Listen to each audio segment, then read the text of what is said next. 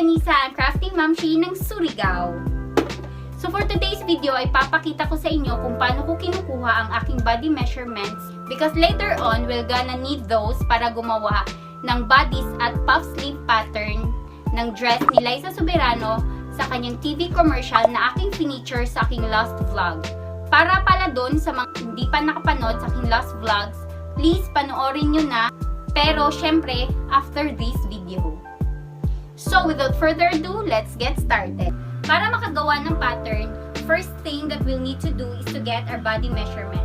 Quick tip lang mga crafties, to get more precise measurements, you'll need to wear thin clothes and as much as possible, clothing that snugs your body well. And if you can have someone to do it for you, mas okay yon kasi medyo tricky talaga siyang gawin. Pero kung wala naman, okay lang din, you can do it on your own. Disclaimer lang guys ha, I'm not really a professional seamstress. Lahat ng information na i-share ko sa video ito ay based lang sa aking personal learnings which I got maybe same as you from watching YouTube videos. If you have corrections, feel free to comment it down below para mapalawig naman ng ating kaalaman tungkol sa larangan ng pananahimik. Yung gagamitin natin sa pagsusukat ng ating body measurement ay itong tape measure. At kilala din sa tawag na medida. Actually, kahapon ko lang to nalaman na medida din pala yung ibang tawag dito. Pwede nyo siyang gamitin yung by inch guys or pwede din itong by centimeter. Since mas comfortable ako sa by inch, so by inch yung gagamitin natin ngayon.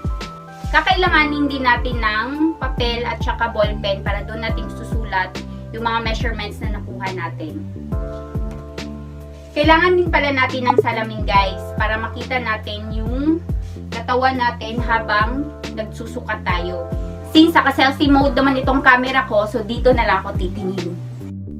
So this is the rundown of our body measurements that we'll need to take that we'll use to make bodies and puff sleeve patterns of this dress.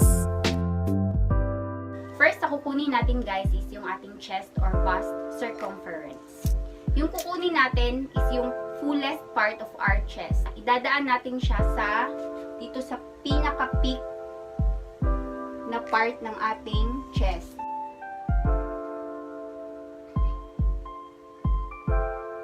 Dapat din guys, hindi siya mas mataas or hindi din siya mas mababa dito sa pinaka-peak ng ating chest. Kasi mag-iiba yung measurement niya pag nakataas or nakababa siya. So, dapat pantay lang siya. So, wag din natin kalimutan na lagyan siya ng ease. Ibig sabihin parang allowance. Kung sa pagtatahi pa is yung seam allowance. Dito naman sa pagme-measure, kailangan natin siyang dagdagan ng ease. Pwedeng maglagay tayo ng isang daliri dito. Kasi para pag susuotin na natin yung damit na ginawa natin, hindi tayo mahirapang huminga or kumilos. So, dapat may ease siya. So, for my measurement, that would be 33 inches. Next naman na kukunin natin is yung shoulder measurement. Yung basis ko lang guys, ang pag-measure ng aking shoulder is yung from buto dito, papunta dito sa kabilang buto. So, tatalikod na lang ako para makita niyo. Yung aking is 13 inches. Next naman is yung sa strap naman. Yung me-measure natin is yung dito. Before dito sa curve. Yung dito. Dito. From here to here.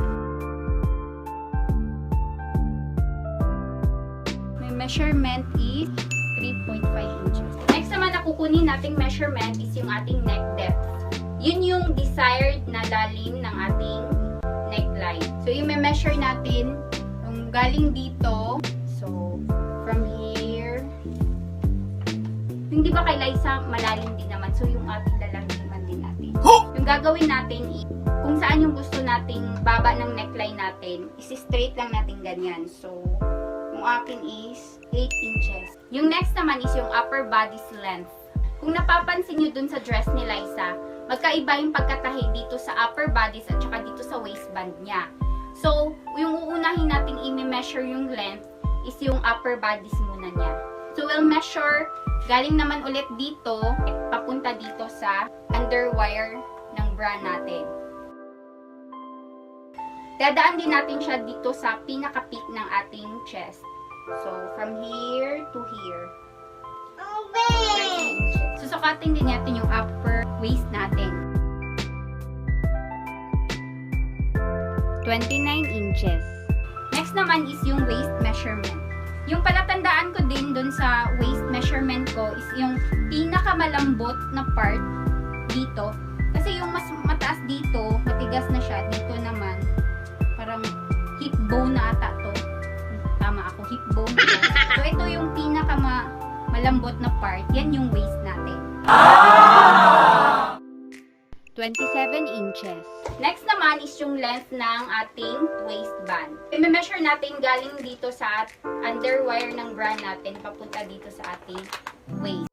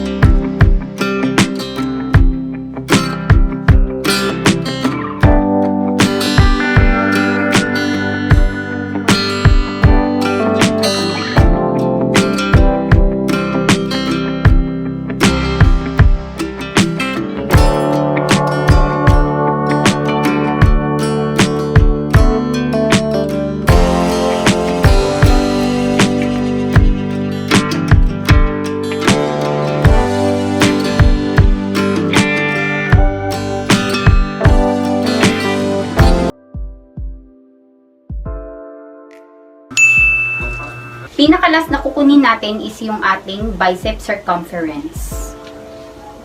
So, itong dito. So, yung akin is